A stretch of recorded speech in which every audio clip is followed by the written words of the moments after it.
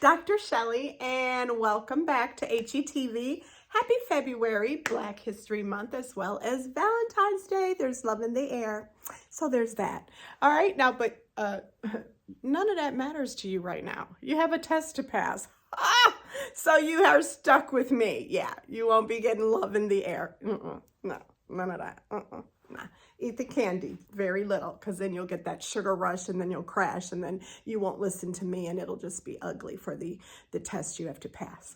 But today we are talking about immunology. And so as you know, my YouTube channel runs completely on playlist, right? I have put the entire nursing school, because so many of you got jerked around with nursing school, I put my entire nursing school, 400 plus videos on YouTube for free. You don't pay for that, no. And not only that, it's organized. So if you make sure when you go to HETV that you go to the playlist, it's organized by the areas of failure on the NCLEX, like management of care, reduction of risk. You'll see basic care and comfort. Those reduction of risk and basic care and comfort, #1 areas of failure on the NCLEX. You'll see the pharmacology. You'll see a lot of different things, GI, psych. You'll see your maternity, your newborn, your growth and development. You'll see your renal, your cancer, your endocrine. You'll see your hematology, your acid-base imbalance, your respiratory, your cardiac. You will see your infectious diseases. You will see it all. And so now we have a new playlist. This playlist will be called Immunology. Now, when it comes to playlists, the way I describe a playlist is, if you are old school like me, there was no YouTube. So you had to buy these really big, thick, outrageous, ridiculous, and very heavy textbooks, right? And then you had to read chapter upon chapter upon chapter to get the meat and potatoes out so you can pass the test that Friday. So in this case, we're new school, so we have playlists, and the playlist is your textbook. When you tap on that GI playlist, it's your GI textbook. And so when you click on it, you're gonna see the chapters. What are the chapters? Videos, silly. So if you remember how this works, my Oh My God packet is your study guide. It's like $35, very affordable. It's your study guide with how to pass the NCLEX, and it literally has in there what subjects should you tackle first, second, third, fourth, what order you need to put those in, what score you need to master it with. It has everything you need to pass this test, so don't forget that. But as I stated, today's video and today's new playlist will be called Immunology, the playlist itself, and the video is, you can't really understand abnormal until you understand normal. So today's video is the normal immune system. Yeah, I'm a big stickler about understanding normal. Normal helps you teach better how to prevent some conditions. I think today's video will shock you because so many of us were pretty shocked by COVID and its implications and the deaths that took place. And I think when we get done with this video, you will understand why elderly died from COVID the most. You will also understand why patients really differed in terms of their race with their outcomes. And you will understand, I believe, this whole 2 years of living hell that we had to endure, where it took your clinical experience and it screwed around with your schooling and it made everything online, which learning online is hard. So the students that have me face-to-face in class, they definitely do better and faster, right? They do better faster. The students who have to learn all of this online because either you went to a crappy school or whatever happened, you're gonna have to just work harder, and that's what I'm here for. Like I said, for free. You just need to go to the playlist of over 400 videos to find out what to learn and how. So here, let's get started, shall we? When we look at the normal immune system, we have several things that God gave us that protects us from infection, right? That's what this is all about, staying infection-free, and even to a certain extent, cancer-free. So when you think of the immune system, think I cannot prevent infection or cancer with the shitty immune system. All right, so the first layer of defense with regards to preventing infection and protecting our immune system and making sure that things that should be out there stay out there is our skin. And the skin being the first layer of the protection means that you as the nurse, or you as Joe Blow, because so many people who are not in nursing school listen to our YouTube channel. I'm very flattered, thank you. And I'm glad, because you don't get the education from doctors and nurses because they're rushed through the process. So at least you got some, something you can lean on. But when we look at this, primarily I'm speaking to nurses right now. We know that nurses who take care of burn patients, who take care of patients with hospital-acquired pressure injuries or any kind of pressure injuries, patients who just had surgery, patients who are elderly, and let me just explain how that fit into the skin issue. The elderly patient has a decreased subcutaneous fat, which means their skin is very thin, very prone to tears, very prone to wounds, very prone to breaks in the skin where infection can get in and take its time doing whatever dirt it does. Okay, so that's why we put the elderly here, for the loss of subcutaneous tissue. And so, many of us kind of have a little bit of fun with it with our patients who are a little older. We know that if you did home care, because I've done everything, right? So if you've done home care and you have to go to an elderly patient's home, it's going to be like heat on cremate, like you're going to be hot, like you need to show up in your bikini because you're going to be sweating, and it's so uncomfortable. But there's a reason for that. That patient's skin is thinner. They get colder faster. Residents in long-term care love blankets and sweaters and cozy, soft, warm clothing. That's important for you to just know for basic care and comfort. But by the same token, they can overheat very quickly in the summer as well, causing them to be, since they can't sweat, this patient cannot sweat. The aged person, elderly person, does not sweat really. And so because they don't sweat as they get older, that sweating was a mechanism for cooling the body. And so they stay hot and unfortunately get dehydrated and are at very high risk for heat stroke. So that's just a side note, but let's keep going. The next part of your normal immune system is the fact that all of us are supposed to make hydrochloric acid, right? Yeah, again, God knows what he's doing. He made no mistakes. So he gave us all stomachs, and our stomachs make hydrochloric acid. There's this one problem. This wonderful hydrochloric acid is supposed to chemically burn pathogens that enter our body, like germs, bugs. It's supposed to burn them, y'all. Acid, think about it. However, here we go again, it's decreased in the elderly, and that is huge because that decreased hydrochloric acid in the elderly makes the elderly patient at higher risk for C. diff. You knew that, so this makes sense, right? It's got to make sense.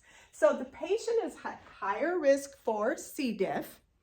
They are also at higher risk for food poisoning, right? Okay, because that acid was there to attack and burn up whatever's inside of this patient, but yet we don't have that ability because we have decrease hydrochloric acid production in the elderly.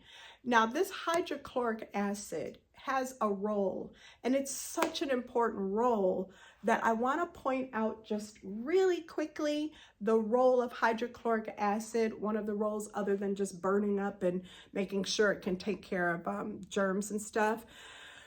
The role is that it helps you start to absorb 4 major nutrients. Did you hear me? I said 4. Now, when I say numbers, you got a number 1, 2, 3, and 4. So get busy, y'all, right?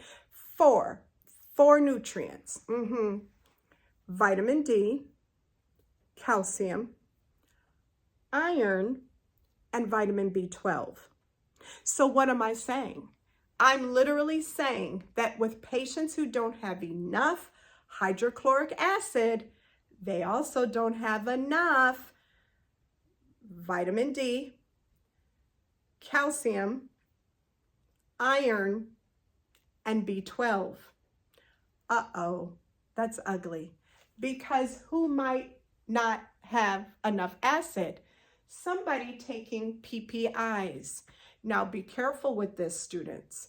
Remember H2 antagonists, PPIs, and then there's something called antacids.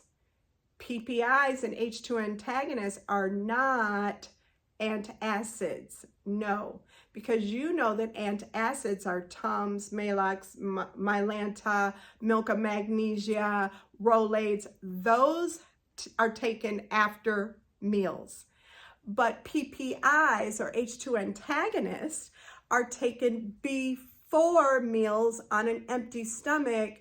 And the PPIs, the proton pump inhibitors, include medications very common in American society, like Nexium, Prilosec, Protonix, right? Okay, and then if you think about H2 antagonists, you're talking about Zantac and Tagamet.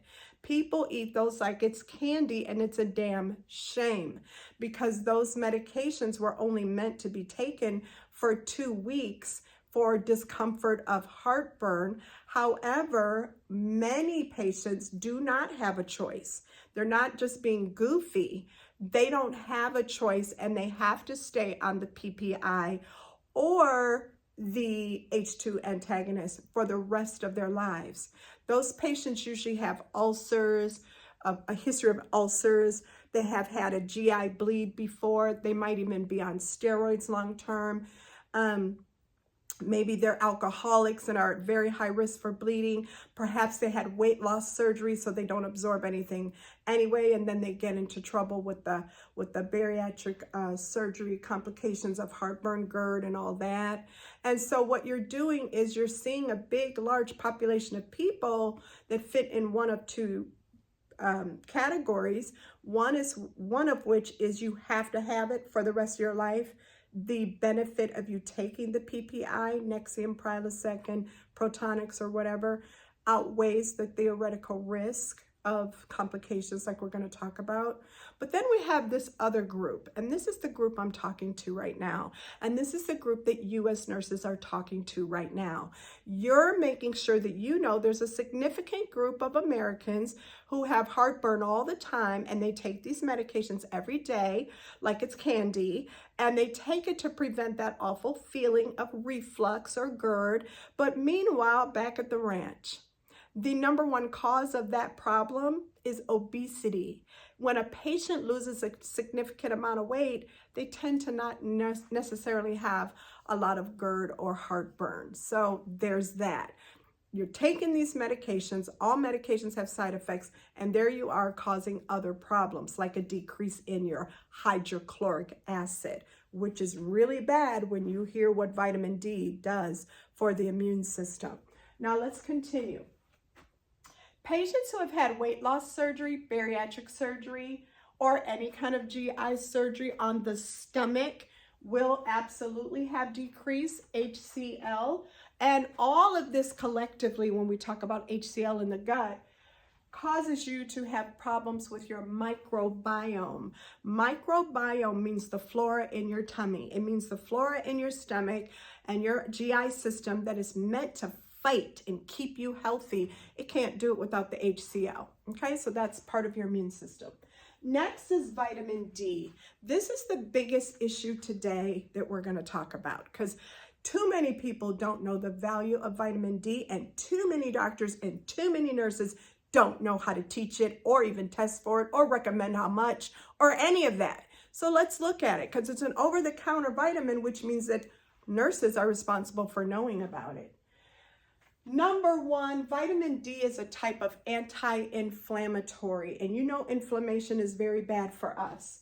It helps the body identify self versus non-self. What the hell does that mean? Well, there is something called autoimmune diseases. And you know, with autoimmune diseases, the body goes crazy, and instead of attacking bad things, it attacks good cells in the body. I have one of those. I was very deficient in vitamin D. I blame that on my autoimmune disease. So let's give you some examples of autoimmune diseases that are directly tied to low vitamin D levels. Look, autoimmune diseases, and auto means self. So, you know, autoimmune, diabetes type 1. This means you were a child when you got diagnosed with diabetes, typically, not all the time, but most of the time. This is type 1 diabetes. It means you remember from school, you've got to take insulin until the day you die, or you will die sooner than you think, okay? You're insulin dependent. You got to take insulin, right? So that's type 1 diabetes. Rheumatoid arthritis. Rheumatoid arthritis, you already know, can be diagnosed when the patient is very young. And generally speaking, it's very related to vitamin D levels as well. Multiple sclerosis is the biggest one of all. We see this explode in areas of the world where there's not a lot of sunny days, because vitamin D is derived from the sun. We have lupus. Lupus is horrific, and we are seeing explosion of lupus in our American society, especially with African Americans, and race does matter. We'll talk about it. You see thyroid, that's me. I have Graves' disease for no other reason, I believe, than genetics and vitamin D levels. So my dad had Graves, so I have Graves, okay? So that makes sense. And remember, it's hyperthyroid. Can't you tell? I'm kind of hyper. But more importantly, vitamin D, at the time of me having some symptoms, signs and symptoms of Charlie horses and leg cramps, and literally my feet, the toes would get like stuck, just like this. This is called muscle contractures, muscle contractions. And my toes would just get stuck, and I couldn't move them at all. It would happen while I was driving. It would absolutely happen at night, especially Charlie horses. So if you're experiencing some of that, it might be a vitamin D issue. And here's the deal. Mine was 4. Normal is 50 to 80. Did you hear me? I said mine was 4. Oh! Now, and then just a few years later, boom, thyroid disorder. I've always had thyroid problems in terms of goiter, but never thyroid labs coming back really shitty. But anyway, boom. Psoriasis is hugely tied to vitamin D. We even know that sun exposure makes psoriasis better. Common sense, it's vitamin D, okay? So here's the kicker. Here is the kicker. Vitamin D is also protective against cancers, certain cancers for sure, all cancers generally, but the certain cancers that you have to think about is colon and breast cancer, and definitely colon with patients with inflammatory, hello, did you hear me? I said inflammatory bowel disease. I said this was an anti-inflammatory. Inflammatory bowel disease is already at risk for cancer. This vitamin helps with that, okay? Then you have to think of what we just experienced, which was COVID. We saw way more deaths proportionately with minorities. We saw way more deaths with senior citizens. We saw way more deaths with diabetics And I could go on, but it's very much related to the fact that when you look at the research that was done on all of those COVID patients, especially those who died, they had like literally very dangerously low vitamin D levels. That's ridiculous. So what determined whether they died, often included in God knows whatever else they were dealing with, was a vitamin D level. This is your immune vitamin. I can't say it enough, okay? So now, in case you thought that was just all that you needed to remember about vitamin D, no. Depression, vitamin D, D for depression. When you are deficient, depression, and it makes sense. You've heard of seasonal affective disorders. Yeah, no sun, no vitamin D. Depression, it makes sense, okay? All right, now, here's one for you.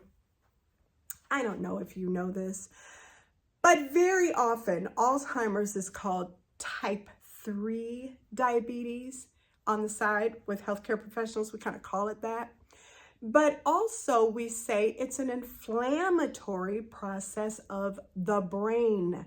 So while you are deficient in vitamin D, you're at more risk for what? D for depression, D for dementia.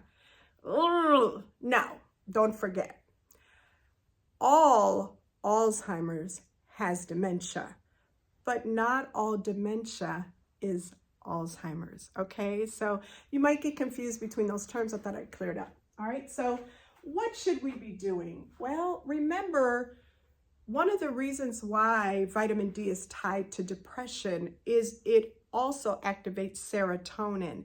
And you remember from your psych lecture that serotonin is a feel-good neurotransmitter. Okay, so that's the whole connection with the depression. And again, it's very much related to the sun. All right, now, so here we go. We said that patients who don't have enough vitamin D are at very high risk for autoimmune diseases and cancers, depression, Alzheimer's, COVID deaths, on and on and on, because vitamin D is an anti-inflammatory. So let's look at who is deficient in vitamin D. Well, the darker your skin, blacks and browns, the darker your skin, especially blacks, melanin decreases the absorption. And so when you talk about taking history out of the history books, you're fucking with common sense, okay? Because, you know, Florida and Texas and I think Arkansas and all these states are just pulling it right out.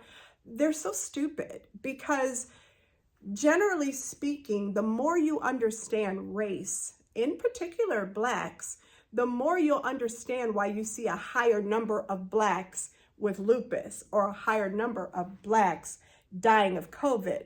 So let's examine blacks, browns, and vitamin D. The darker your complexion, the more melanin you have. The more melanin you have, the decreased absorption of vitamin D. Now, why would that be? Is somebody out there racist? No, not at all. It's God's perfect plan. Here's our issue. Blacks in particular were in a part of the world where sun was outrageously available.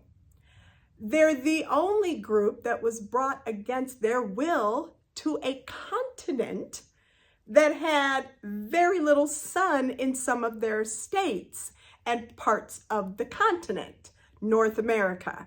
So when you think about Americans or Black Americans, naturally and anthropologically speaking, this is not our natural habitat, right?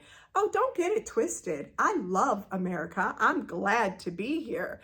But it wasn't like I volunteered to leave sunny Africa to come to not so sunny North America. And when you think about anthropologically speaking, if I was still in Africa, I wouldn't need to absorb all that vitamin D because I'm out there in sun all the time and I'm going to get it anyway. So you do have to know your history. You do have to know about race. Ugh, country. That was for free. Now, let's look at something else. Let's look at our Caucasian patients who are in areas where there's decreased sun, or maybe they're even in areas with beautiful sun. We have to use sunscreen. You know why? Because we are at a point now where skin cancer is very real, one of the most common cancers in America.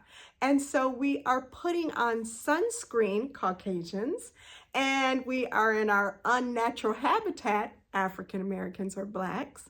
And so now we have two groups that have this issue because sunscreen blocks the absorption of vitamin D. So that's important. Long-term speaking, it's so important that you know why people get low vitamin D levels. Now, it's also very important that you know that so you can address disparities in healthcare, because there are still many primary care physicians and, I dare say, nurse practitioners who do not automatically test vitamin D levels. And you should. And the darker your patient, you really should. You should explore whether this patient uses a ton of sunscreen and they're redhead with freckles and may burn at the drop of a hat, and this is why they do the sunscreen. It makes sense for them, but you need to look at vitamin D levels, truly, especially in areas where there's no sun. I always kind of joke that in Cleveland, Ohio, we get 5 sunny days, and that's being really generous, okay? Here's another one. If you don't know your anatomy and physiology, this might escape you a little bit. But chronic kidney disease and patients with end-stage renal disease, ESRD, or chronic kidney disease, these patients are at very high risk for low vitamin D levels, because it's the kidneys that metabolize vitamin D. So if you didn't learn that in your anatomy and physiology, now's your time to write that sucker down. The kidneys metabolize vitamin D. So because the end-stage renal disease and the chronic kidney disease patient does not have the ability to metabolize vitamin D, those patients very much, they're going to be in trouble when it comes to their immune system. So we consider them immunosuppressed to a certain degree. Okay. The elderly we already covered. Now, how did the elderly have issues with their vitamin D? We said it. They don't have a lot of hydrochloric acid, which helps them absorb the vitamin D. So if you don't have the hydrochloric acid, you're not absorbing the vitamin D. Next is our bariatric or GI surgery patients. Again, what kind of surgery are they having? Stomach surgery. The stomach is where we start with our hydrochloric acid to absorb the vitamin D. Certain medications, we already talked about some. We talked about PPIs, we talked about antacids, H2 inhibitors. Those can decrease your absorption of vitamin D because why? They decrease HCL. Steroids. Oh boy, oh boy, oh boy. Yes, steroid use can decrease your absorption of vitamin D because they interfere with hydrochloric acid. Okay? Now, obesity. I know, right?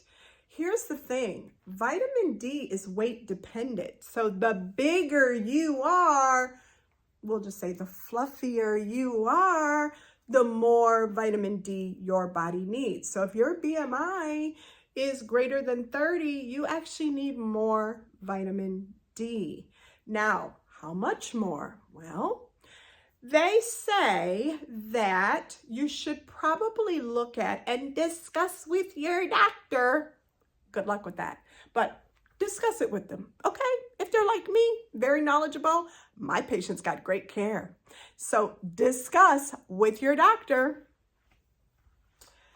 the need to supplement vitamin D3. When you buy it, you're going to see D2, you're going to see D3. Well, which one? D3, y'all. Vitamin D3, 1,000 to 4,000 units a day. That's a wide gap, 1,000 to 4,000. Yours truly, Black, me. Autoimmune disease, me. Old as dirt, me. I take a full 4,000 every day. And, you know, I kind of was bullshitting for a little while, and I was taking, I don't know, I skipped some days, I take it some days, I skip some days, I take it some days. Sure. This year, my vitamin D went down again. Not horribly, not like it did when I got thyroid disease and cramps in my legs. No, not like that. But it did go down because I was slacking. Now, with religion, I take my 4,000 units every day because I need it. And I'm in North America. Okay. So we said environment and lack of sun does affect this. The evidence is out there. That's why the Cleveland Clinic, I don't know if you know, they're building this incredible neurology center, like its own hospital for neurological disorders, because so many of these conditions are, you know, neurological, especially MS. But in the northern eastern part of America, we have an epidemic of MS. We really do. So we really need to pay attention to this, okay? All right, okay. Foods. You have to know foods that have vitamin D. And it's interesting because most foods are supplemented with vitamin D, like your dairy and even some of your breads. So that's good, but I don't do dairy, and many people don't do dairy. So where else can you get vitamin D in the diet, and typically not enough to make up for your deficiency? Salmon. Make sure you know oily fish. Salmon is a big one, right? Okay, so that's good. We covered everything right up in here. We're moving along now to some other immune system stuff that makes you normal. And by the way, your vitamin D needs to be between 50 and 80, okay? The lab. All right, now, so let's look at zinc. Zinc is a mineral. Yeah, zinc is a mineral. And those of you who know me well know that I personally take it every day. And when COVID was out and about, I knew, because I saw labs, that the zinc and the vitamin D were very low in the COVID patients, especially some that died. And so I made it a point to get my little Zicam. And I'm a gummy person. So in here are gummies.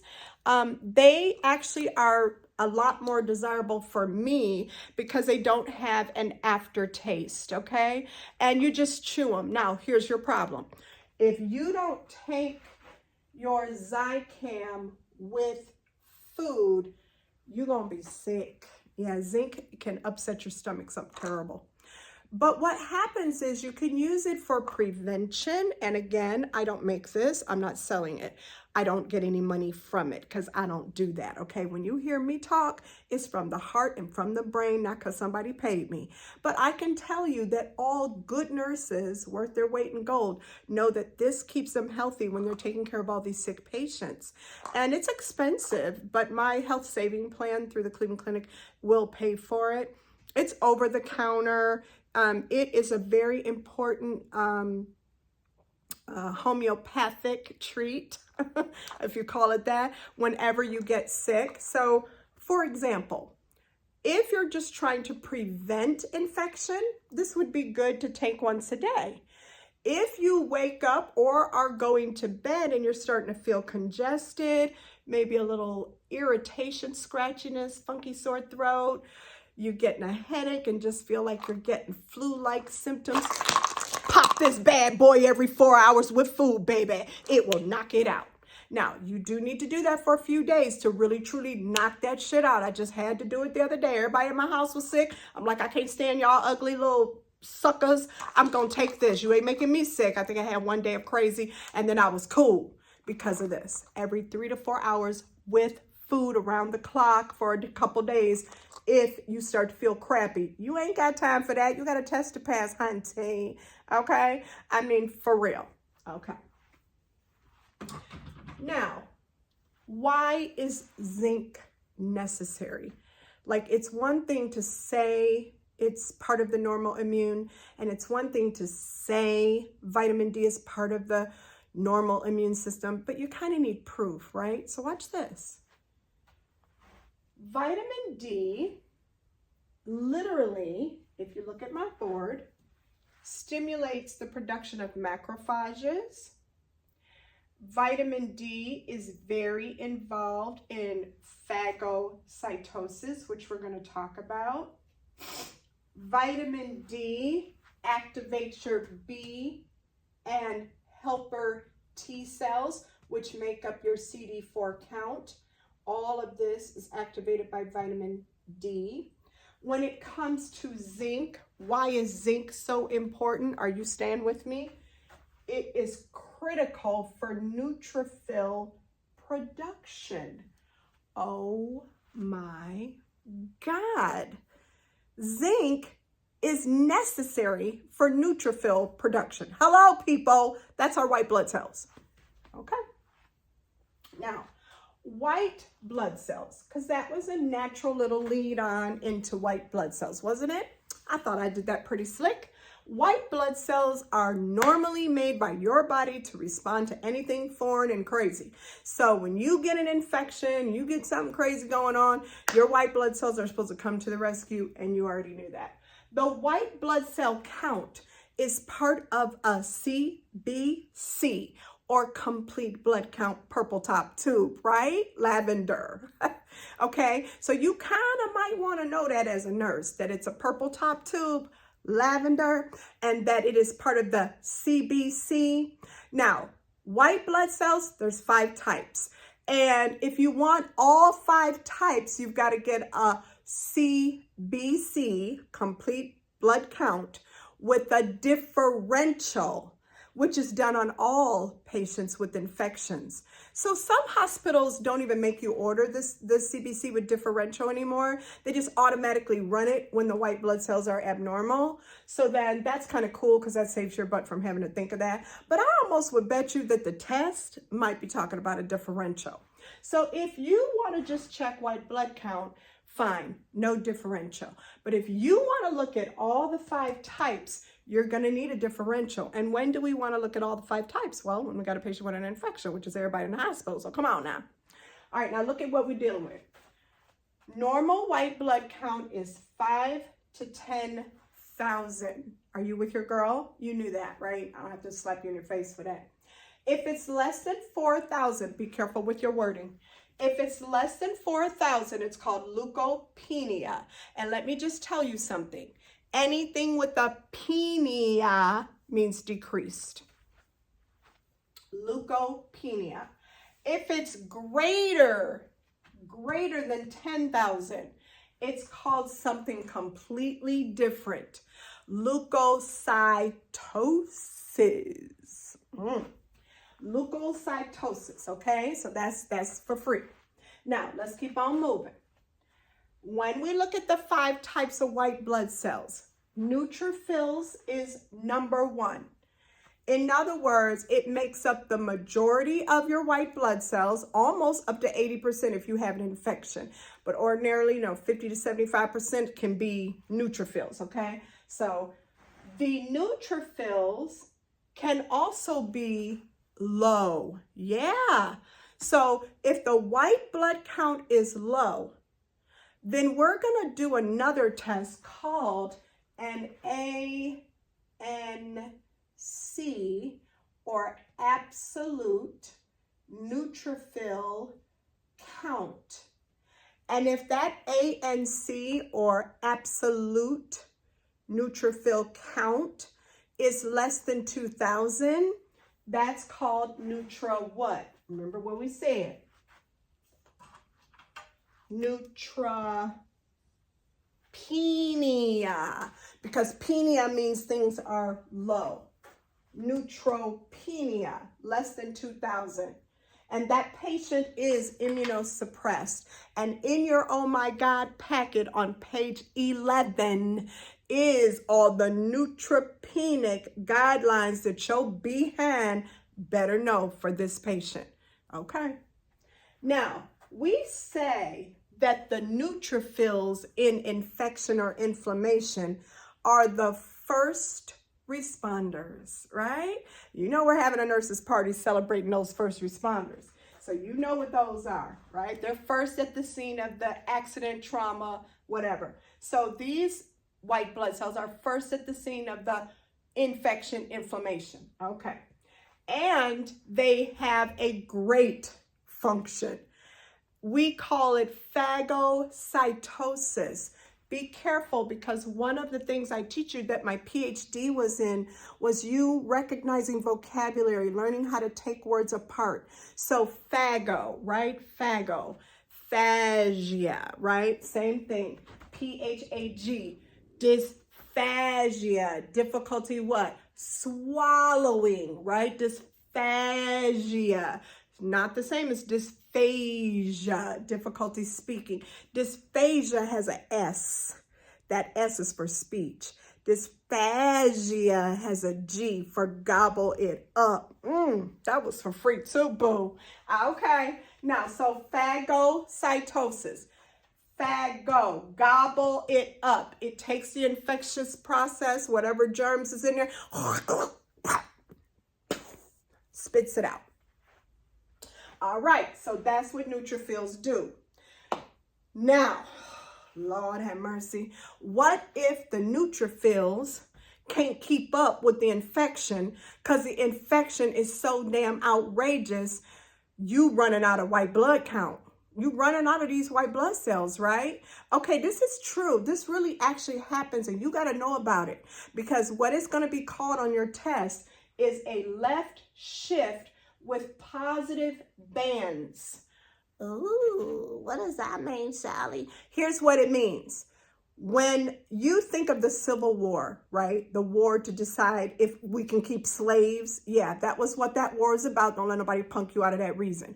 So the Civil War between the North and the South over slavery was so bad, and we lost so many people, men, because women weren't in the military. We lost, and this is true, by the way, look it up.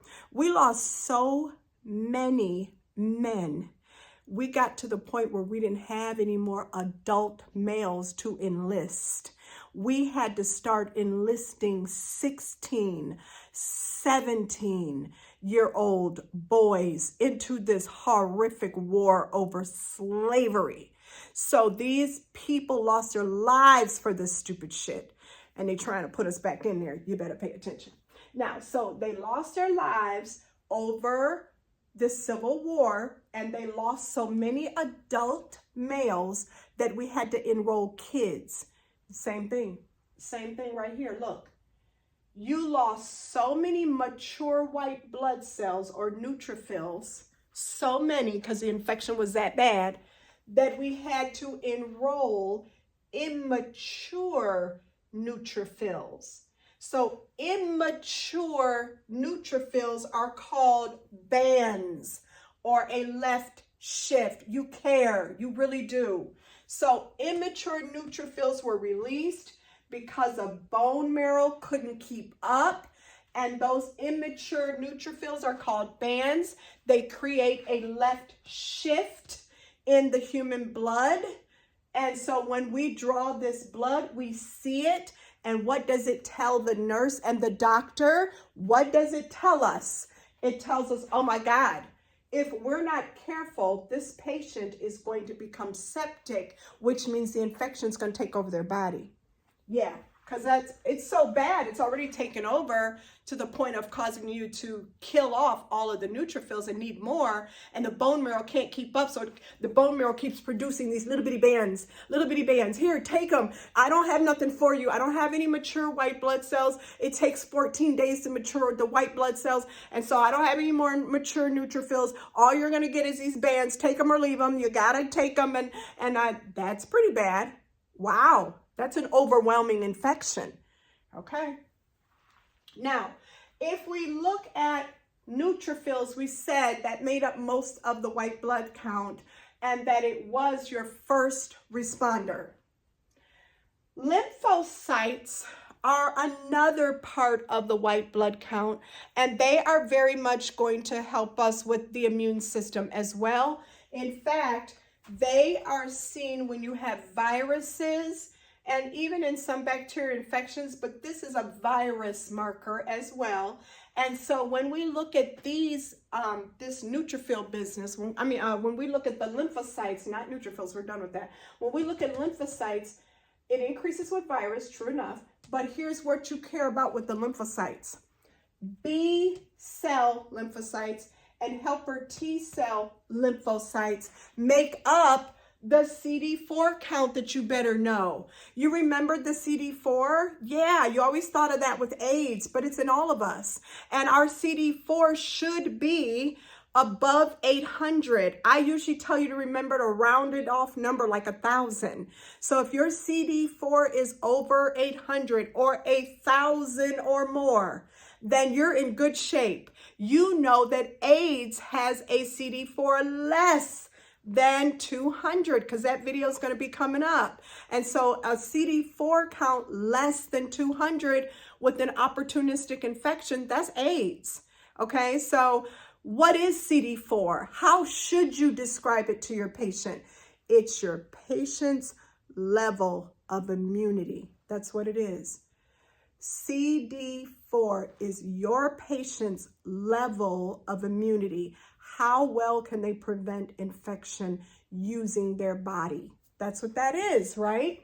So now listen, the crazy thing about CD4 is you. No, I said you, not me.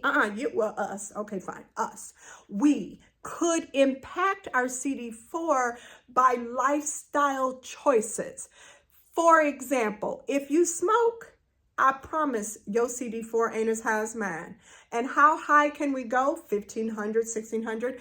And so if you smoke, you might be less than 800.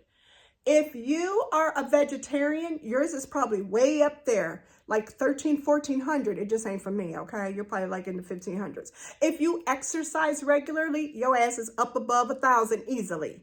If you don't have stress every day, you're not sleeping with the enemy, you're not preparing for a test, you're not dealing with mama being sick, stuff that's just stressing you all damn day, then your CD4 is high. But when you are stressed, if you do smoke, if you are obese, if you don't take care of yourself, you know, your CD4 is going down without AIDS. Okay, so there's that. All right. Now, your CD4 count, your T cells, your B cells, those are activated by vitamin D. Yeah, you know, there it is again. Another reason to take vitamin D and not be goofy. All right, now we're almost done. Monocytes, oh, let me tell you the percentages. Neutrophils made up most of the white blood count, 70%. Lymphocytes come along around 20%, somewhere in there. Then monocytes make up the white blood count less than 10%. They are increased with bacteria, but more importantly to you, they're increased with TB, tuberculosis. They mature into macrophages. So if you have a bacterial infection, the monocytes in your blood are going to mature into macrophages. And the only way they mature into macrophages is with vitamin D. The macrophages are going to do the phagocytosis, which you now know means gobble up germs. Okay. All right. So there's that. Now listen to me, people. Listen to me. We have two more types of blood, two more types of white blood cells. They do a lot of the similar stuff together. So stay with your girl. Eosinophils and basophils. Both of these are seen in allergic reactions. What's the difference? The basophils is basic, which means it happens first. Basic. Eosinophils is later on. So if we don't correct the allergic issue, we're going to get eosinophils, especially with asthma, and it might even move on into anaphylaxis with different allergens, okay? Now, so let's look. Eosinophils makes up less than 4%. They come kind of later with serious allergens. You see it with allergens, anaphylaxis, asthma. That's what you better know. With eosinophils, they could also be there with parasite infections. What is the allergic triad that we're going to see eosinophils with, or basophils? The allergic triad. Whenever I say the word triad, you better think triangle. And I'm going to make it really big because you give a shit. Here's your triangle. And the triad consists of asthma, eczema, and allergies, like food allergies. Oh, okay. What this means is if you have one of those, you probably have the other two. And if you have two, you damn sure probably have the third. In other words, they roll out together, okay? So this allergic triad is very common, like super common, okay? It's big for a lot of patients, including my poor grandson who was born into this, okay? Now, when it comes to the allergic triad, these patients are at great risk for hypersensitivity reactions, anaphylaxis, allergic reactions, going back and forth to the hospital. They very often need an EpiPen. So, you know, there's that, right? Okay. Now, the mnemonic of black. I put the mnemonic of black here because it's a common one that you probably should write down. And it is for the patient with the allergic triad. Because if they're part of this allergic triad, then they probably are part of this mnemonic called black. Let's look at the mnemonic, because the mnemonic describes the substances that people that have the allergic triad can really nearly die from, right? So we're really conscientious about allergies to these substances. What's the B? It's bananas, okay? So my cousin has asthma and she's allergic to bananas. You better believe it. What is the L? Latex. What is the A? Avocados. Okay, so avocados. What is the C? Chestnuts or any nuts. Chestnuts or any nuts. That's my grandson. What is the K? Kiwi or any citrus, like oranges, lemons, even pineapple, strawberries, citrus, right? Okay, so there you go. You got it, sisters and brothers, you got it. Now, that is what we see with eosinophils. Those patients are going to have very high eosinophils. Now, basophils, same shit, different day, but they play a role in inflammation, more so than eosinophils. Eosinophils, allergens, basophils, allergens, and bacterial inflammation infection. So watch this.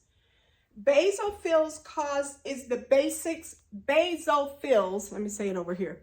Basophils are the basics of inflammation because they release histamine with infection or allergic responses. Histamine vasodilates the arteries, constricts tiny little vessels, and causes capillary permeability. I'm going to say that again because that's the basics of inflammation. So basophils is the basic foundation of inflammation because it's the basophils that quickly release histamine with any kind of inflammatory process or infection. They release histamine with allergic reactions and inflammation. This histamine dilates arteries, which you know will make the blood pressure go down, causes constriction of teeny tiny itty bitty veins, and causes capillary permeability, leading to the inflammatory cascade. Now, here's our deal. This is how you're going to remember basophils. Basophils release histamine. So what do we use? Antihistamine, right? And what's a number one antihistamine we had for years? Benadryl. So basophils get Benadryl. Basophils get Benadryl. Basophil, Benadryl is an antihistamine. Okay, so that's it. Now, think with eosinophils and basophils, but especially eosinophils. Think EpiPen, think IgE. Yeah, what's up with the IgE? The basophils attach to the IgE, and that's what you're going to see in the blood when you get patients with these deadly anaphylactic reactions. This was a long video, had to be. There's lots more coming. Deuces, I'm out.